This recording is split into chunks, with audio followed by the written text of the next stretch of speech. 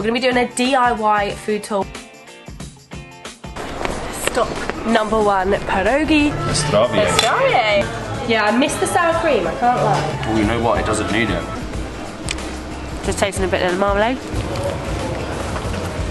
Thank you so much. Thank you. Thank you. Bye bye. Wow, I have my kielbasa. That was easy.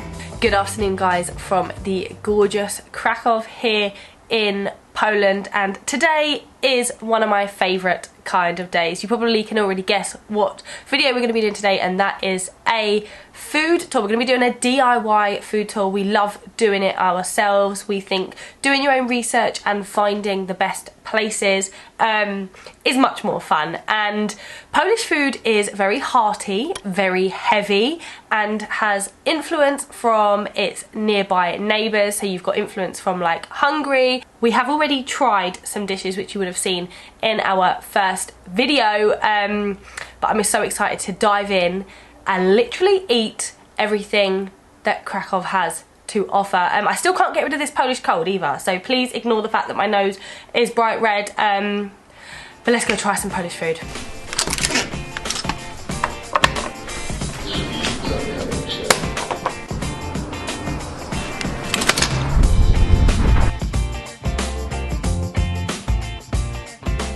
I think today is the first time we've actually crossed one of the bridges over the Vistula River. I didn't actually realise this is the largest river in all of Poland. I think the 9th longest river in Europe. I might be wrong, but it feels like a long walk when you're on the hunt for some food. I feel like today most of the food that we're going to eat is going to be in and around the old town. We're going to try and find the places that aren't like tourist traps. We're going to find the more traditional places, because once you sort of head out of the old town, because of COVID at the moment, a lot of places aren't necessarily open, or they open at certain times. We know in the old town everything is going to be open.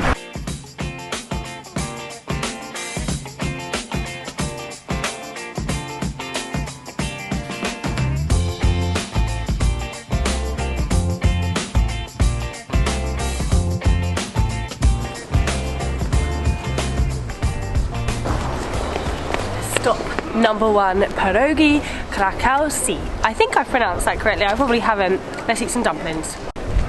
This is the cutest little restaurant. Please get one of the ruszki, the 8 ones. Okay. And can we please have the chops?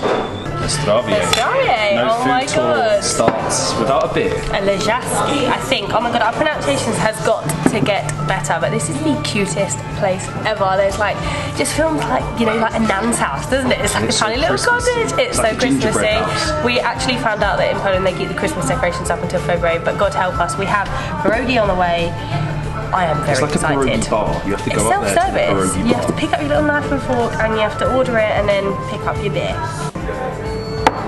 We've obviously tried pierogi before, but I feel like that was in more of like a touristy place. This is a lot more, not necessarily local, but a lot more traditional. You're in Nan's house. This is the best dumpling, the most perfect dumpling. It's basically boiled, and then you can wrap it or put inside whatever you want. So you can have sweet or savoury. Obviously we've gone for 2 savoury. Molly has gone for one of the specialities, which is the ruski with potatoes, cottage cheese and onion, and I've got the one with potatoes, bacon bits You and can't onion. say it, can you? Chalapski, that's what it is. Yeah, I cheated, but it's very similar to the vareniki in Ukraine, but you don't seem to have sour cream in this. It has like caramelized onion. Yeah, I missed the sour cream, I can't lie. Well, you know what? It doesn't need it.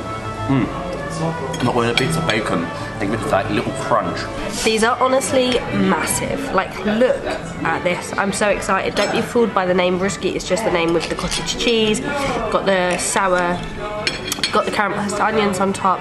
It is honestly so fat, and I am very, very hungry. It almost tastes like gnocchi, doesn't it? You know, like gnocchi's like potato pasta. This kind of tastes like that. They're really sweet, really thick, and not greasy. This, look at it, is literally the go-to place in Krakow for pierogi. I'm still looking at it, look at it. It's just perfectly done. It's literally like you're going around to your nan's house to have a nice little homemade meal, but I feel like I need a dessert after that because they are so filling.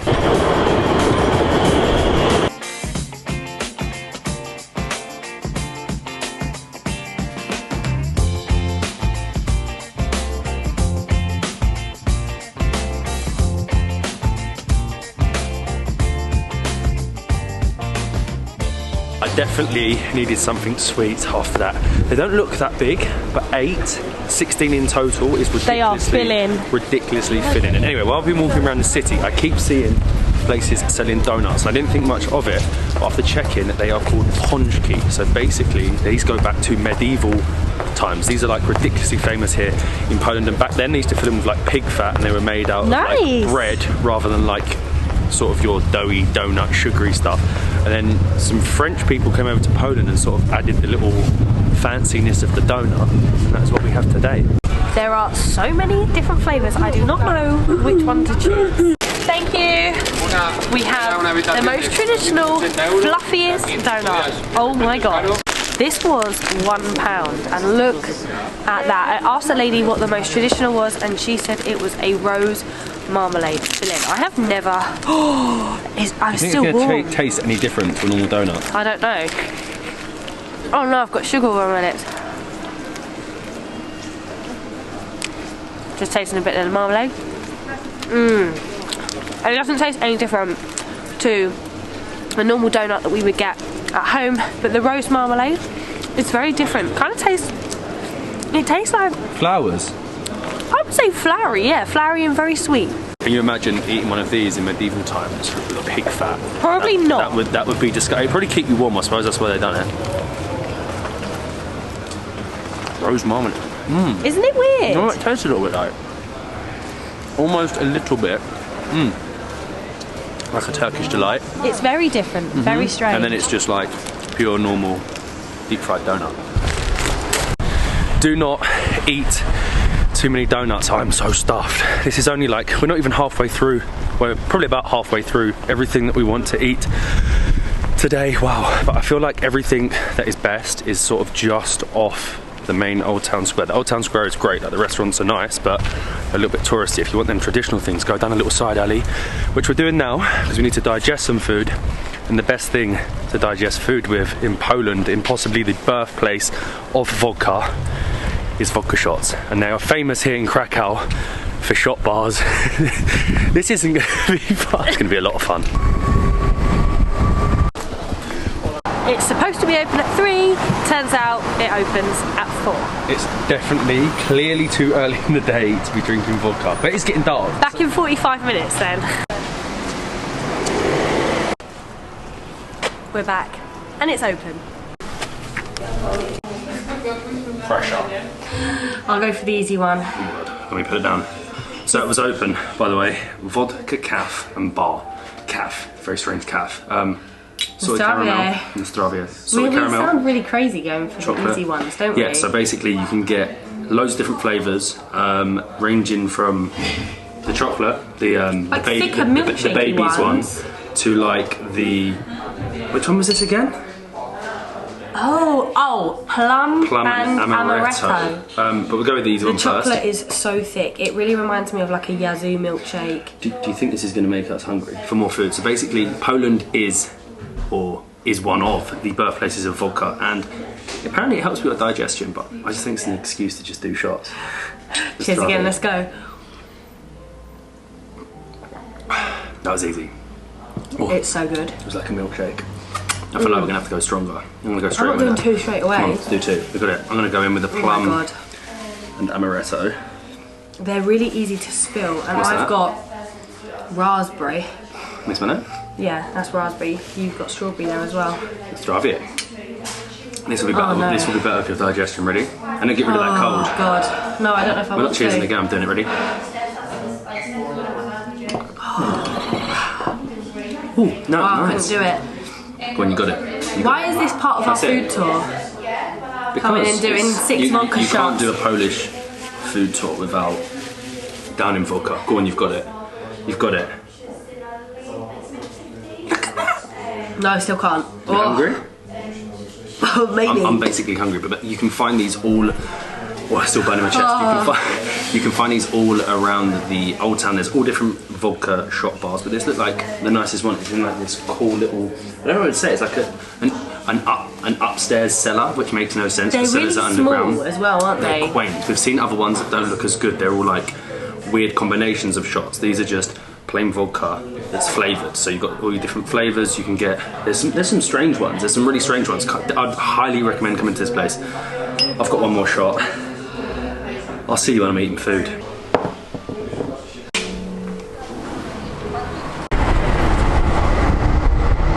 That definitely done its job. I am warm, food is digested, and I have room for some more. I can't believe how dark it gets so early here in Krakow. It's 5:30 and it is absolutely as dark as it can be outside, but we'll walk into the back streets of Kashimech, the Jewish quarter. Try a few more traditional dishes before we go home. Actually, there's actually one more after that if it is open. But yeah, we've got a restaurant and there's somewhere else to go, but I'm fueled with vodka so we can finish this off. This is the only restaurant that we could find that had all of the dishes left we had to try. Every Polish dish. But don't ask me to say it.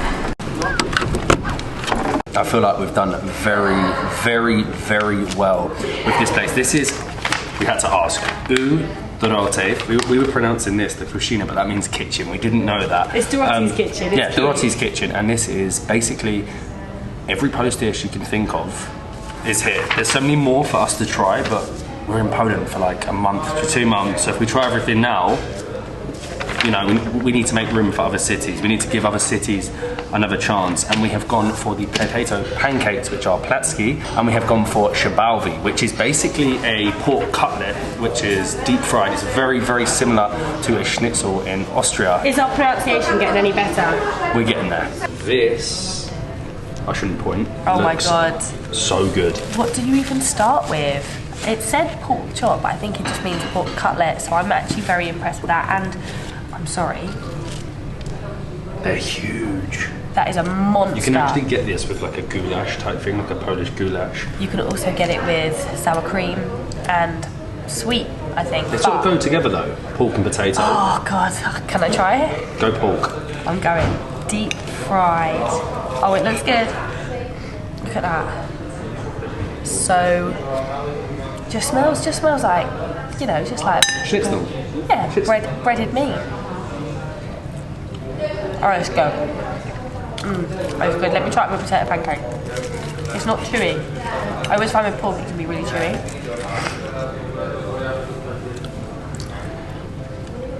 It's like a hash brown. Hash brown and pork. Oh. Huh? Oh. I feel like I've got to, oh, that looks good, compare this to a schnitzel.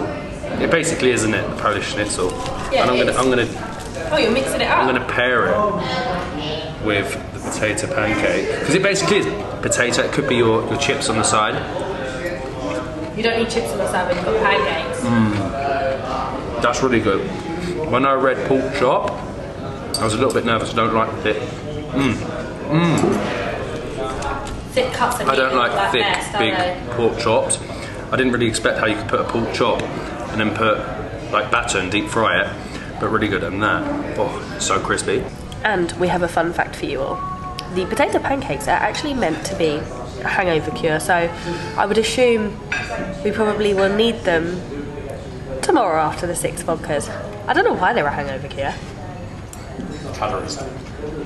But they are just very, very good. I am not quite full enough yet, but we have walked into the middle of nowhere because I have been on the hunt for a man with a sausage. Basically, for 25 years, there's been this small blue van firing sausages that you can get here. Traditional Polish sausages. There's only one thing on the menu. There's only one thing I'm gonna get. And just hope they've got some left for us. Oh, it's burning my eyes. You're an expert, Molly. Ah, my eyes are burning. I'm now the sausage chef. Thank you so much. Thank you. Thank you. Thank you. Bye-bye. Wow, I have my kielbasa. That is the name of this special sausage. Look at the size of it. Oh, it looks huge. And I managed to actually cook it myself. So I'm now the sausage. You get mustard underneath and you get a big juicy bread roll.